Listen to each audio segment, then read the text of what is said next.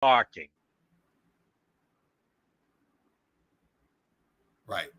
Okay, ladies and gentlemen, and welcome to the S&P Sports Show. As you notice, there is a new design, as you can see, presented by our good friends at No House Advantage. I'm your host, Shawn Stewart, alongside with co-host Anthony Paulus on this June 6th, 2023.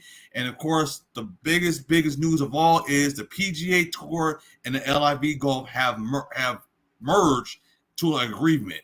That's been the biggest news so far today, this afternoon. It's pretty big news, but I'm gonna say this. Okay. The PGA Tour was probably gonna win in court, okay?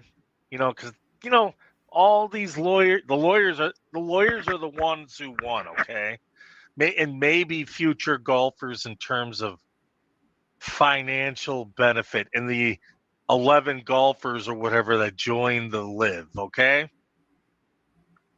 But all the people that defended the tour, okay, when these two were going at it, they're the biggest losers. Because here they are defending the PGA Tour, the sacred tour. You people can't go to the LIV and do this. You are bad people. Nobody was watching the LIV on CN. They were probably losing money hand over fist. They couldn't get the sponsors. And the PGA Tour more or less sold out for Saudi money. And yeah, future players are going to make big money in terms of the golf tournaments. But people like Rory McIlroy, who pretty much put his shield and coat of honor and armor on and defending the PGA Tour, those are the losers in this. While the financial aspects are great, because it looks like the PGA is going to still be a nonprofit and they're going to be like the rule sanctioning body, but then like the business aspect's going to, they'll have all the normal sponsors, and then they're going to have the LIV Saudi people come in and just throwing fat dollars here. So they sold out for the dough. More or less, they took on a partner, and now that you invited them to the hen house, okay, I don't know. Now you eventually now are not going to be able to get that hen out of the house. Right. So, and they were probably desperate and PGA was probably desperate for superstars because they're thinking like, oh, we have so many people in the LIV tour, we need these stars back.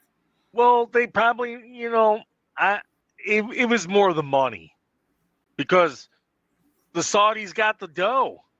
Yeah, of course. And the Saudis been doing deals with the US. This was a money power play more than anything. It was all about the money more than anything, because if the PGA, if this would have went to court and the PGA would have won and the LIV would have been stuck in CN universe forever, because nobody was watching the CN or the WN or the WB, whatever you want to call it, CN, WB, YMCA. It doesn't matter. Whatever the heck it is. Nobody was watching it, Right. I mean, let's be real, So I think this was a win for the LIV, the win for the LIV players. And if they're still going to get paid fat when they're on the tour because they signed those contracts, and if they transfer over, those guys that put their necks out on the line for the LIV, when they transfer over, they're still going to get paid fat. Hey. Yeah, they get to play the PGA. Hey. Oh, it's a win-win for them. That's a big W right there. I mean, even if you were like a medium level guy and you took like 10 mil and then you made the move over, I mean, you're making out fat, living off the hog, I mean. Exactly. I mean, it's crazy to think that,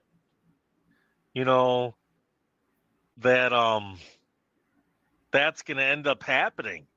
But hey, that is what happened in the end. And guess what?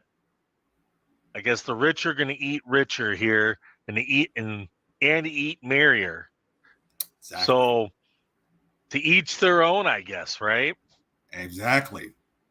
So big news on the golf front. I mean, hey, in the end, it probably ended up working out for the PGA in the end, and that's fine. They got what they wanted, and it's all good. Right. That's the way that I at least see it, is they got what they needed in the end, and it's cool. I'm not hating on it. I'm just Oh saying, yeah. That the dollars spoke here more than anything else.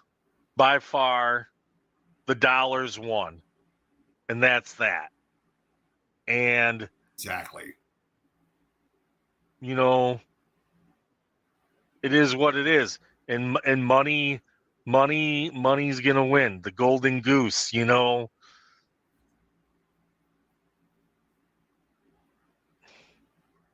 it is What it is. It is what it is. But yeah, we had a crazy weekend, especially that spelling bee. And you were right. The Indians won again. Hey, the white girl almost won in the end. Gotta She give was her credit. close, but the odds were pro Indian. I mean, 9 out of 11, 82% chance that an Indian was gonna win, or a Pakistani. Hey, I'm all for it.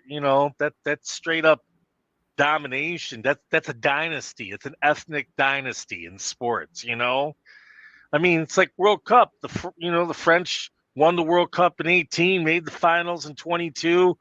I mean, that's kind of a dynasty, I guess, in a way, to go that far. Spain was a dynasty in soccer, and when they won the World Cup and were European champions, the Indians are basically running the show here.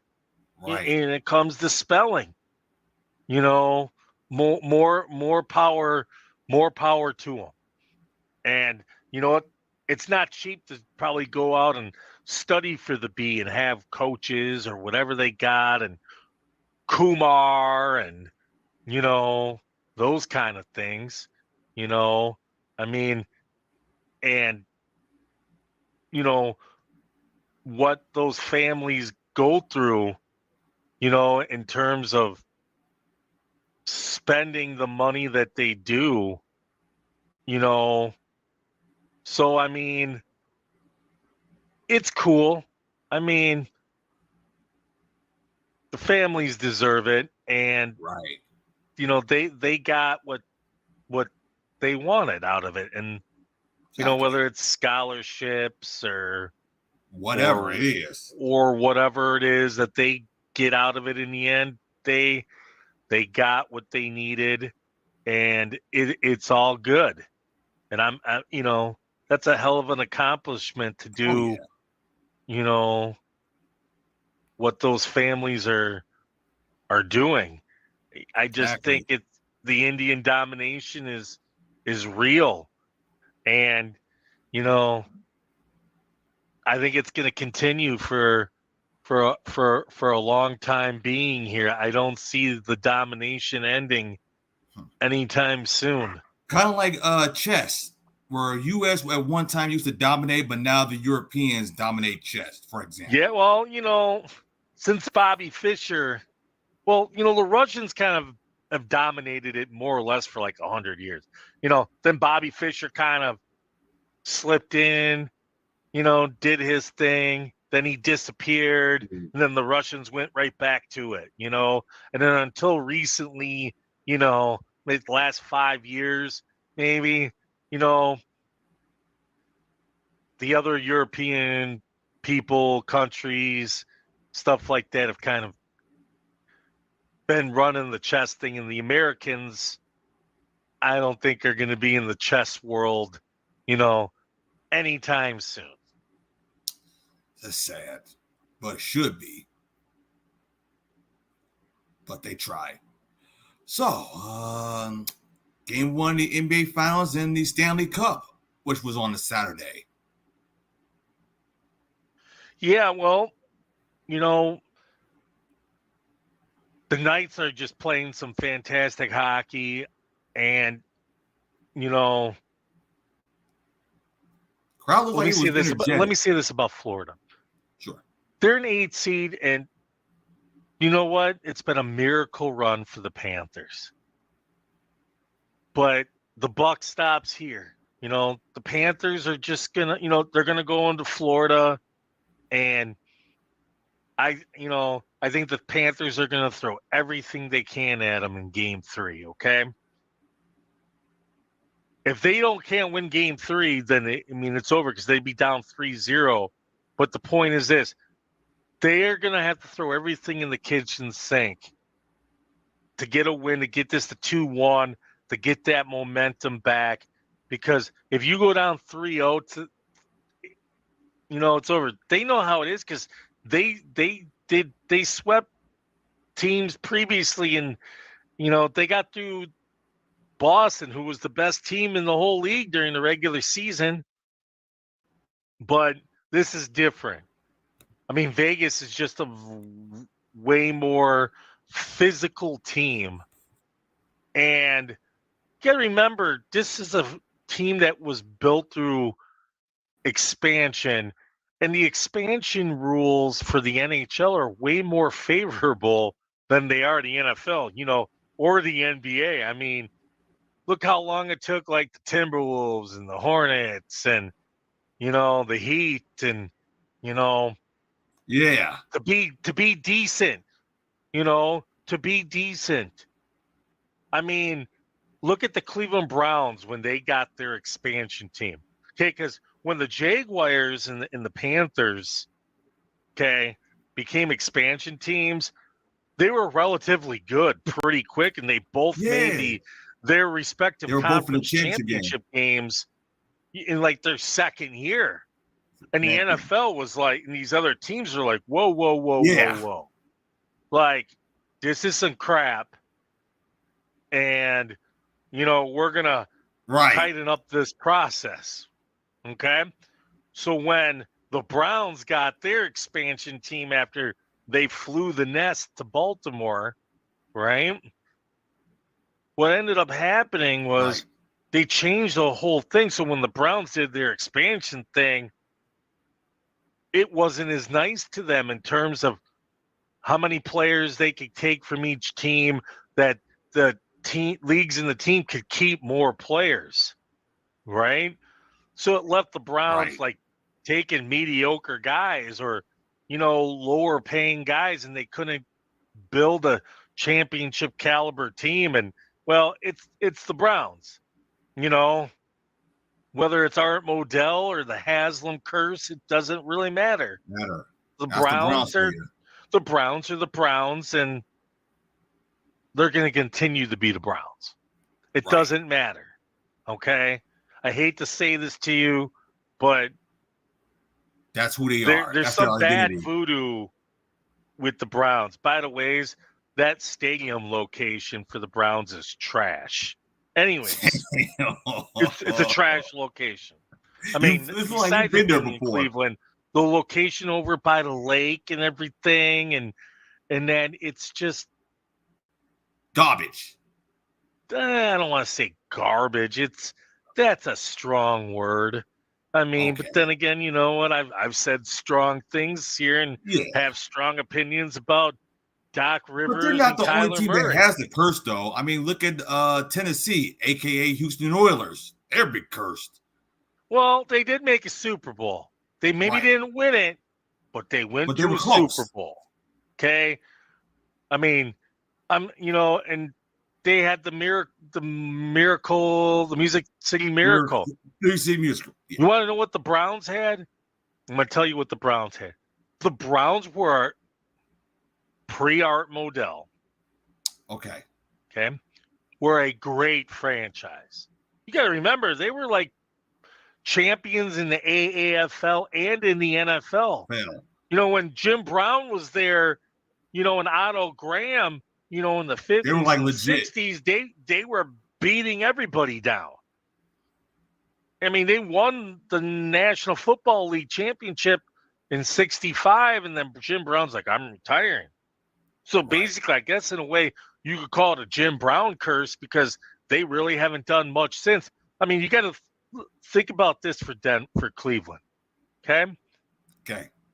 You were a Kevin Mack fumble away and about a half a yard away from going to the Super Bowl, and you probably would have lost to the Giants, okay? Then And the following year, okay, Bernie Kosar, you know, had him. They did everything. They were down to their last 2 minutes. They needed the drive in Cleveland, and the Cleveland defense didn't hold up the bargain. And you know, I think that's more. I don't know which is more sadder: the fumble and being a half a yard away, or the drive. You're gonna maybe do a poll question. I would probably. I got. You know what? I know they were only a half a yard away, but you probably got to think the drive was more of a backbreaker because it was in Cleveland and it broke the back of the Cleveland faithful. Right. Now, let's get back to the NHL here. Yeah, the Panthers and the Golden Knights. Shout out to Caleb. Anyways. Yeah, he said go Knights go. So, here's the thing. The expansion rules are way more favorable in the NHL. Look at the Kraken. I mean, in the playoffs, made it to the conference finals against the Knights, the two Western expansion teams. I mean, so the rules on expansion are way more favorable, and it seems you can build a championship quicker right now going that route. So here's the thing, okay? You're the Arizona Coyotes, Phoenix Coyotes, location to be determined Coyotes. Yeah. Okay, I'm going to say this.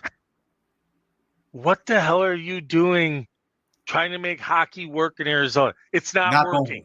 People don't come. Even when you're at a bigger arena, maybe you're getting 12,000. You weren't really selling out a whole lot. Okay? Okay. Arizona is for old people and golf and spring training baseball. Okay? Hockey doesn't work, just like it didn't work in Atlanta. Right. Okay? Hockey does not work in Atlanta. The Braves got smart and said, we're going to move a little bit outside the suburbs and we'll pack the park that way because downtown Atlanta just wasn't working for them. Hockey didn't work in Atlanta. And now Atlanta wants an expansion franchise or the Coyotes for a third time? Hell no. No. They've had their chance twice. The Flames and then the Winnipeg Jets. Okay? Hockey is not going to work in Atlanta. Okay? Hockey's not going to work in Arizona. So what does that leave you? Quebec, which they have an arena that's only like 2 or 3 years old up there. They could get sellouts like that. Dude, they got minor league hockey. The Quebec Remparts, coached by Patrick Waugh, just won the championship up there, the Memorial Cup, and they were getting 18,000 fans. Regular season, playoffs, boom. Okay? Hamilton could easily get a team. You'd pack it every night. But no. Bettman wants to try to make Arizona work. It's not going to happen. It's not going to happen. The voters already told you that, and you're going to come back again, and the voters are going to tell you the same damn thing. No. Okay? Kansas City, I don't know if that's going to work. I think the Chiefs are cool there. Not sure. You got baseball. You see how baseball is? You know, not sure. Houston, I mean, it's got a mass amount of people. It could probably work in Houston, honestly. But if you want guaranteed sellouts, you're going to have to give up a little bit of that larger market for a market like Quebec or Hamilton. But you know what you're going to get? Guaranteed sellouts. Exactly. Hockey-loving fans. I would rather have that than sacrifice, it being what it is. I don't know if I want to see another American hockey team right now added, because I would probably say Houston, Sacramento. Well, Sacramento Kansas do have City, professional teams. That's it. No other, Portland, it's probably Houston or Kansas bust. City. I would say if you're gonna move into an American town, I would probably move them to Houston. But if but the easiest thing to do is just move them to Canada, and there you go. You'll have a sellout. You'll have sellouts, and I mean, Ottawa Senators suck, and they're getting sellouts. Okay, I mean, the Toronto Maple Leafs haven't done crap, but they still sell out. Since 1967, and are getting sellouts.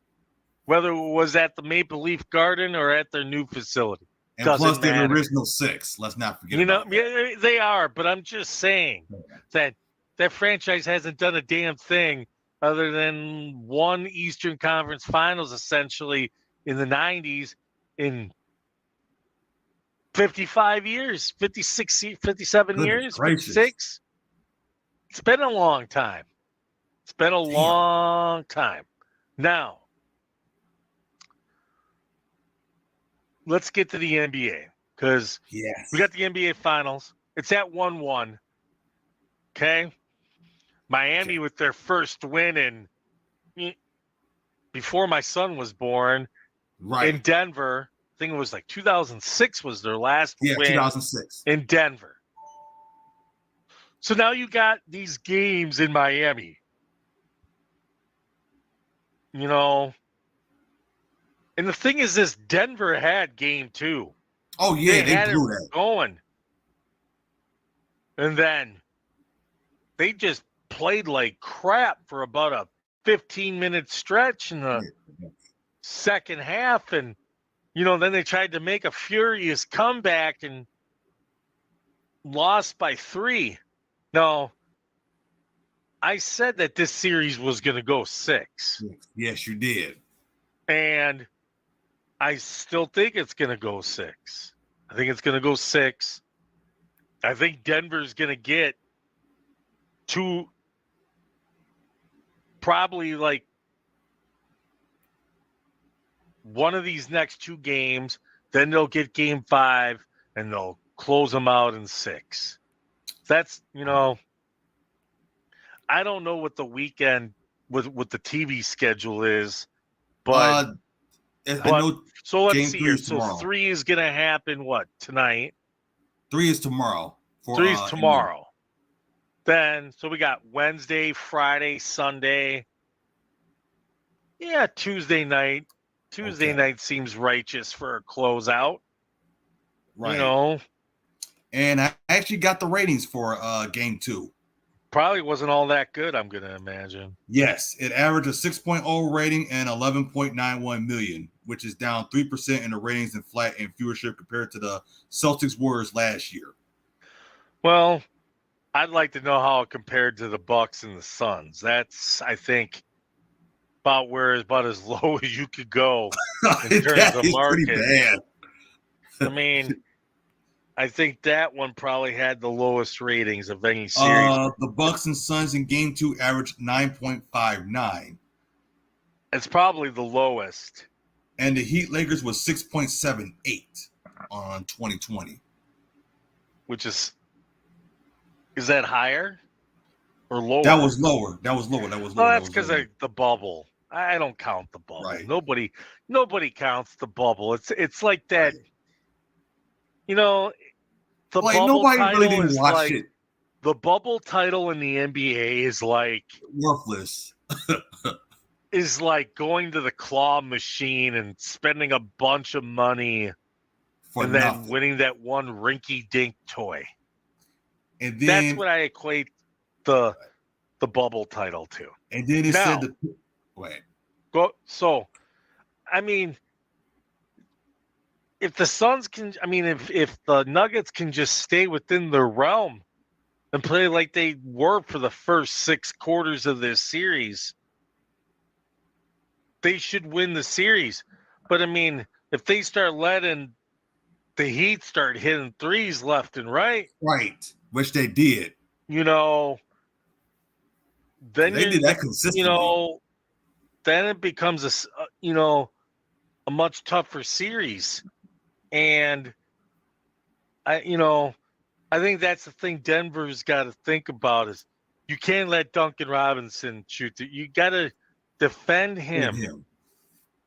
Because as a Michigan basketball fan, as we are, I've seen that dude light people up. Boom, boom, boom, boom, boom, boom, boom, fast. Even in college, he may have not been a really prolific shooter, but he's always been like that. He was a prolific shooter. He just,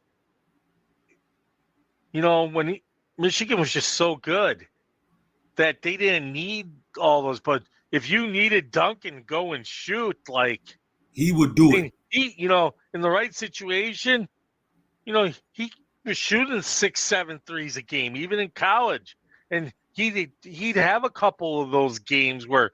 He'd be like the NBA Jam guy. You're on fire. Right.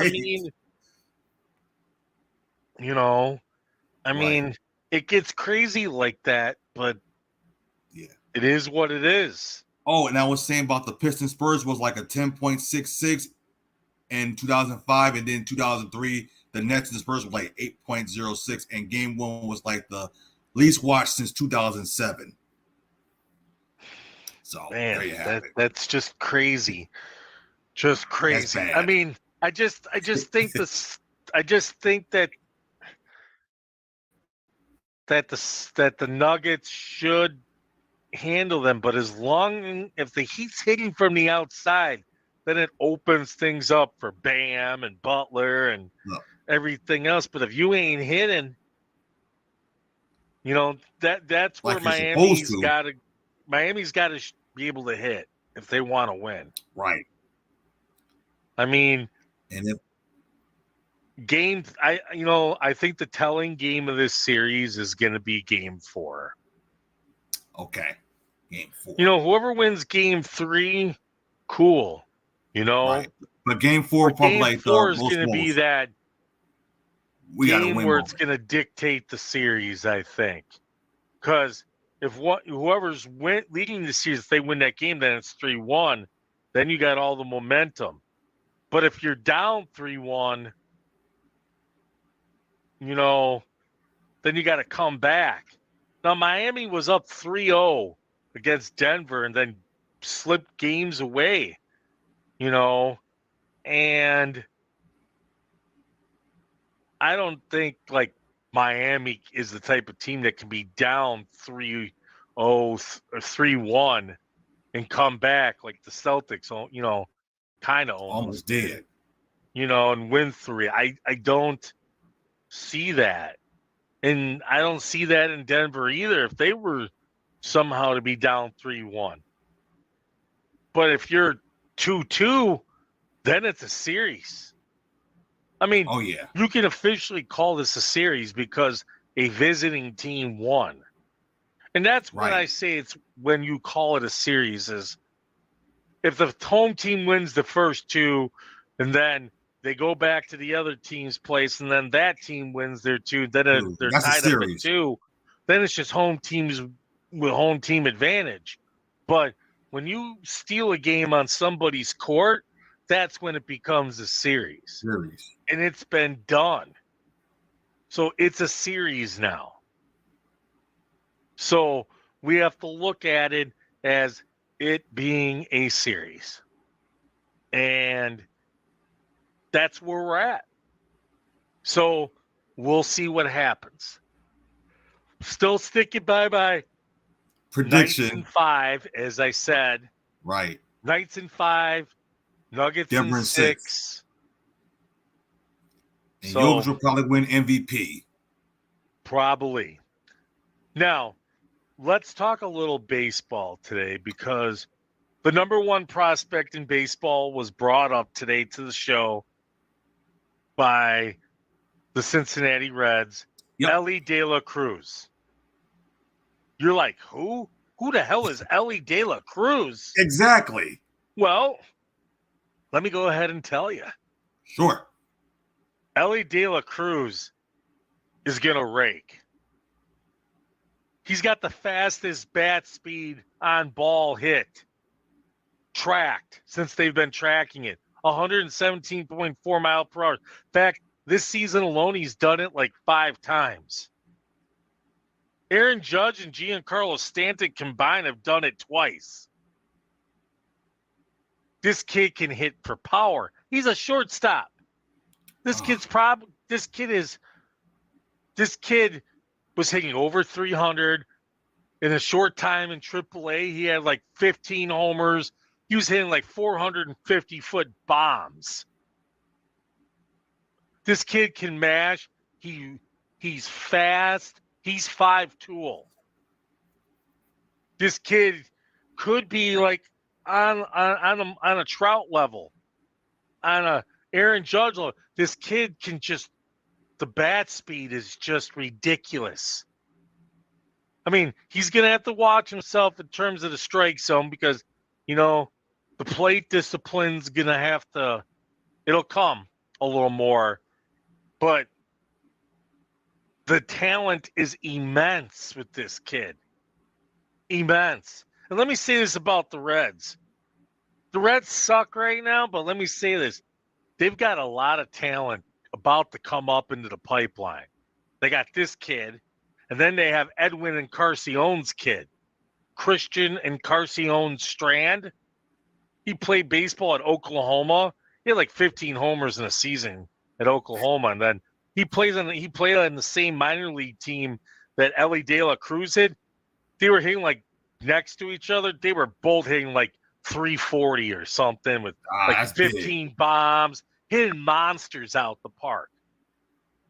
The Reds have the Reds are about to be putting up, and they're playing in that thin ballpark where it's a very offensive stadium. Good Lord. There's going to be a lot of monster mashing happening. And I think the new era is in Cincinnati is going to be Ellie De La Cruz and this other kid when they bring him up, Christian and Carcione Strand. There's going to be a lot of homers being hit out of the park with those two alone. And then they have a bunch of other kids that are going to get called up. The infield's going to be looking mighty nice in Cincy. And then if they can get that pitching handled, the Reds could, by next year, they could be the favorites in the National League Central next year. Seriously. So don't count out the Cincinnati Reds. They got some prospects, and I think, they're going to surprise some people. Looking forward for that. On a sad note, the Michigan Panthers lost again this weekend. Close one. That should have been one, but they it's probably 2 games that they've given away. But on the bright side, the Philadelphia Stars lost also. Lost by 3. And the whole Northern Division lost this weekend. So, at this point, you got to win both. You got to win both. Unless the Stars lose. But here's the thing. You got to win this week. But if you don't win and the Stars win, it's a wrap. The division's over. Season's over. But if you win and the Stars lose, it still doesn't matter. Because the following week would be for all the marbles. Loser goes home. Right. So you don't know what Philadelphia is going to do while you're playing, So there are definitely things that you have to think about, as we get into week 9 here of the USFL schedule. So what do we got this weekend? Well, Saturday. The Michigan Panthers play the first game on Saturday at 11 a.m. Okay? Noon-ish Eastern time. So they're not going to know what's going on because the Philadelphia Stars don't play till Sunday night. So if the Panthers lose, all the Philadelphia Stars have to do is beat the New Jersey Generals. The two worst teams in the league are Pittsburgh and New Jersey. So you would think that they could get 2 wins here. Okay? So we'll see what happens. The one thing I can tell you is this. If both teams win or both teams lose on Saturday in that Week 10 game they're playing, it's the last game on Sunday, on Father's Day. That game is in Detroit. Which I will be in. So, check this out. In Detroit, playing for the right to make the playoffs. You might get a decent turnout for that game because you know what? There's actually something on the line to be played for. So I can definitely see, something on the line, and maybe, more fans than normal coming out, than anything else. So we'll see what happens. But that's right. That's kind of where I think, where we're going to be going with this. But you know what? Time will tell. That's for sure. Exactly. So, interesting stuff today. Big sports day. I mean, the golf thing was big. Oh, yeah. Seeing Ellie De La Cruz called up, I think, is big. I think that's big. And we'll see where all of this leads to. Right. I don't know when the last time golf ever have like a big news outside of Tiger Woods. Well, this is definitely some of the biggest golf news, I would say, it's been a long time. Since Tiger got in the car wreck, I would probably say. Right. That was like almost 14 years ago. No, he got in the car wreck, what? 3 years ago? I'm thinking something else. I'm thinking something else. That's the cheating part. But the accident that was like years ago, and people thought like he wasn't gonna win another tournament. I mean, but he won the Masters. I don't know if Tiger will ever win another tournament, to be honest with you. Especially the way he can his back, and can he even hold up? That's been the big question. I just don't know if he can win another tourney. I just don't see it. I just don't see it. Hey, at least his son won. Well, somebody's got to win. Right. That is definitely true. Somebody has to win. There is no doubt about that. And people will continue to win. Exactly. And it's just a matter of whom will win. Who could be the face of the PGA? I think that's a bigger fish to fry for another day. Exactly. And I'm not sure who's going to end up winning in that aspect. But, time will tell. The tour could definitely use a new rising star. Right, and get some more sponsors. I mean, they definitely could use it. That's a fact. That's for sure. There's no doubt about that. It's just been a really interesting weekend, I think. Oh yeah.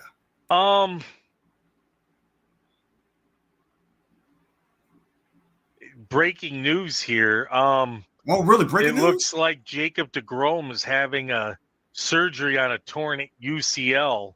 Oh. So his season is toast. Nice. So that's not good. And they just spent massive money on him. Massive money. So that's a big loss for the Rangers who, are on top of the AL West. Will they still be able to continue that going forward? They got to think of something because the trade deadline is not too long in a month. Well, the trade deadline is July 31st, and once the 31st is done, that's it. Yes. There's no more special trading like it used to be. I mean, it's gone. It's donezo. Finito. I like that word. It's just, I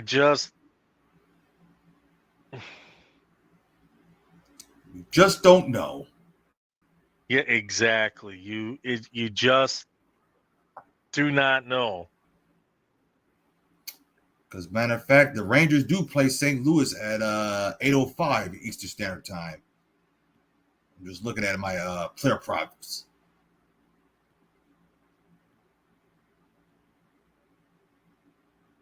Yeah, I mean, it'll be interesting to see what happens.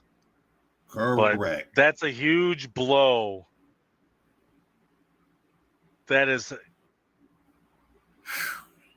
the news you don't want to hear, especially early in the season, especially around early June.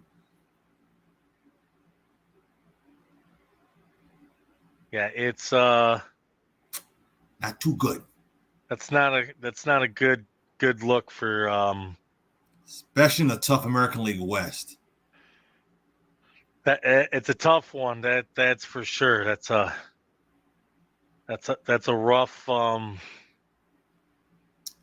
Especially got to face your rivalry, the Houston Astros, the defending champs.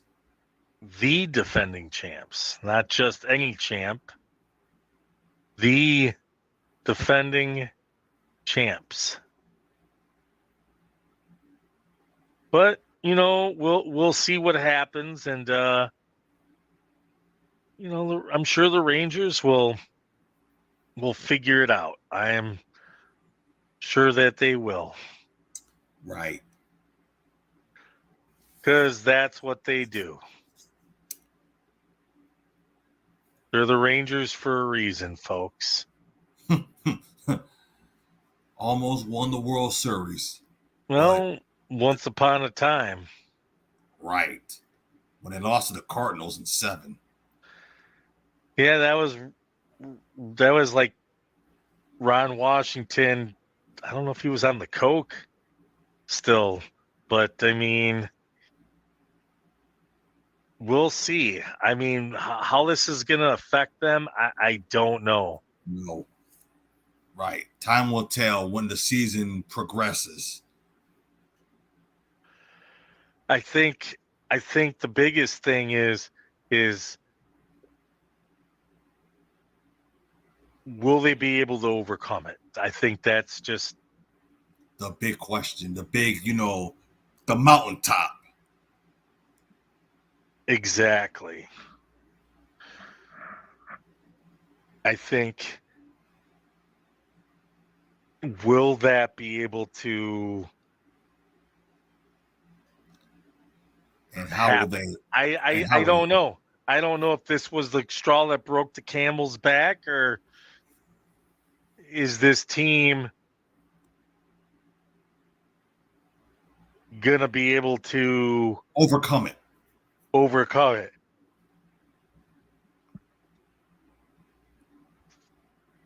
You know, I mean, we'll see.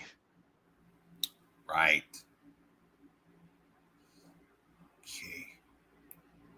Yep, my player pricks are ready. Okay, let me get this out of the way. And it is 6:50, so it's 10 minutes before 7.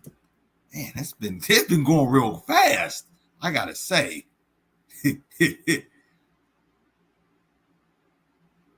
So, I mean, at this point,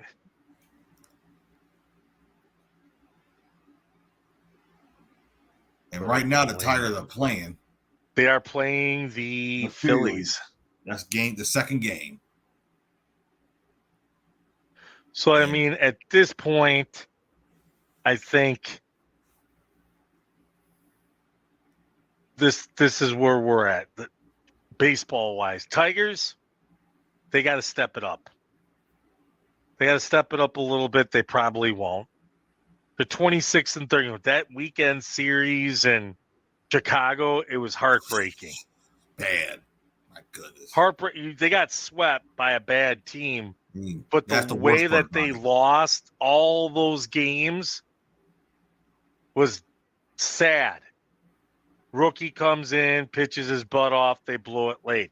Wild pitch loss, grand slam loss. That's the heartbreaking part. Those are like, I mean, you can lose baseball games in a lot of ways, but right. In that fashion, it's like, damn, you know? It just hits your face. Be like, what the hell happened? Yep, exactly. Like, damn, you know? Exactly. So, is what it is. Is what it is. Exactly. All right, do we have player props for tonight?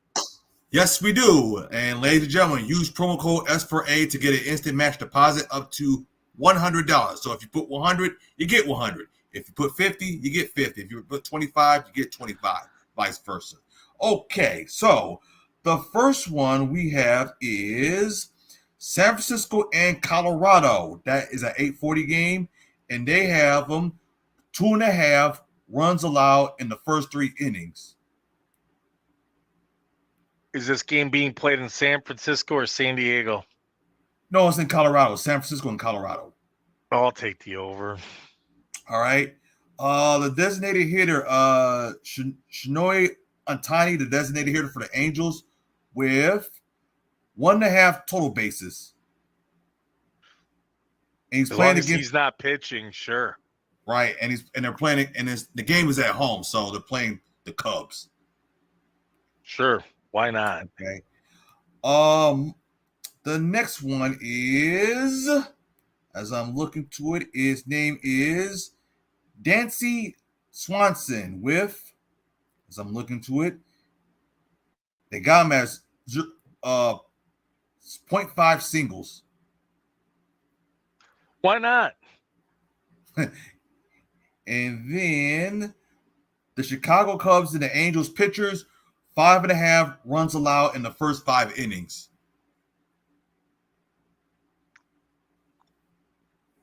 Depends who's pitching for the Cubs. Right. I'll take the under. Yeah, 5.5 is kind of too much for first 5 innings. I mean, it depends who the Cubs got pitching. I don't know. So, well, let's take a quick look here. Who is... Right. Because usually be the website called Fantasy Pros, I believe. Or well, something. When we got... You know what? I'll take the over. Okay. Because you already looked at the picture? Wisniewski and Anderson. So I will take the over. One guy's had a 4.81 and the other guy's had a 5.47. Oh God, that's bad. That's kind of terrible. What an ERA. So I'll take the over on that 5.5 runs. Okay. I'll probably watch that online since there ain't no other stuff on TV or watch the Catch a Predator, classic Catch a Predator, or whatever episode it is. Man. Hey, I can't get enough of Chris Hansen, though. I love him. That's crazy. Also, we have a UFC event this weekend, but we'll talk more about that on Thursday, folks. UFC 289 on Thursday. Okay, so if you live in Michigan, which you can play no house advantage.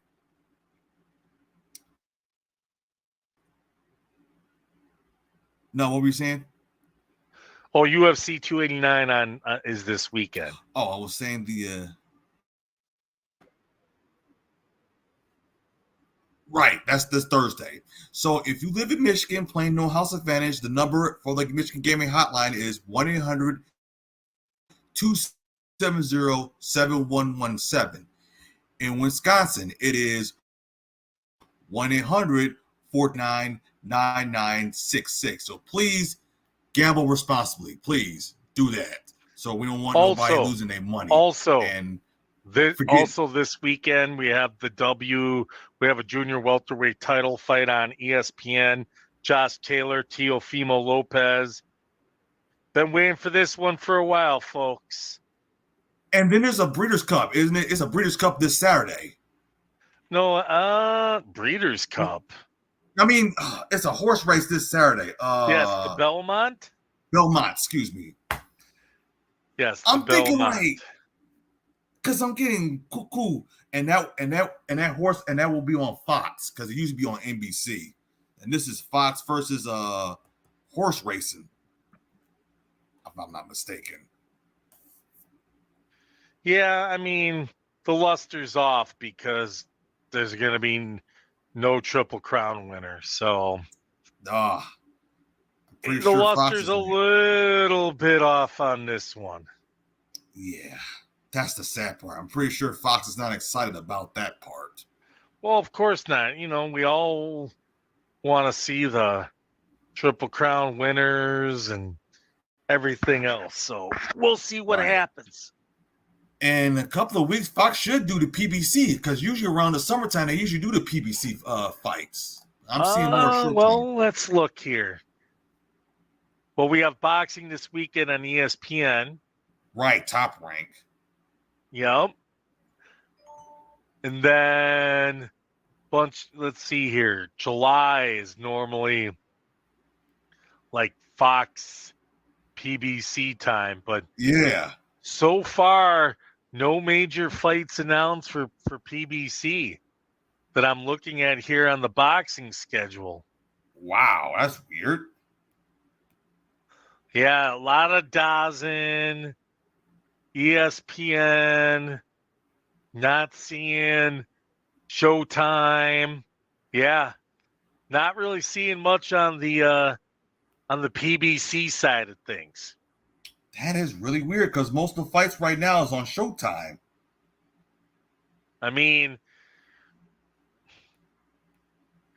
we got Errol Spence and Crawford in July. You got that's the big whole fight. Bunch of DAZN fights. You got. I mean, usually when PBC does their fights, they like to have Americans on there. You know, okay. So my guess is like an Andy Ruiz, a Deontay Wilder. You know, I'm thinking something like that. But, you know, from my understanding, Deontay Wilder is probably going to fight Anthony Joshua in December. From my understanding, I mean, I don't know what's in the PBC stable right now as far as guys they've got lined up. Because I'm looking at the boxing schedule, it still says Fox and Showtime. So that means Fox still can do the PBC, but we don't know when they're going to do it. Well, let's look here. Oh, here it is. I'm looking here for PBC fights. It looks like, yeah, Tim Zhu and Carlos Ocampo on Showtime. Carlos Adames on Showtime. Errol Spence and Terrence Crawford on Showtime. Yeah, it looks like for the next couple months, it's all gonna be Showtime. And I think because Fox is doing the Women's World Cup, that's probably why they're not doing the usual in July, because this year is the Women's World Cup. I'm assuming. Well, the women got to have their day too, even though that a women's World Cup winning team with former World Cup winners got smoked by retired Wrexham players 12-0 over the weekend in the soccer tournament. Yikes. So, just want to show that physical disparity of men versus women. It's evident, folks. All right. So we will see you this guys Thursday, as like we said. So, NBA, Stanley Cup, the horse race lost its luster. And of course, that fight on ESPN, right? It's on ESPN or ESPN pay-per-view. Yep. Sounds good. We'll catch everybody on Thursday. Peace. Peace.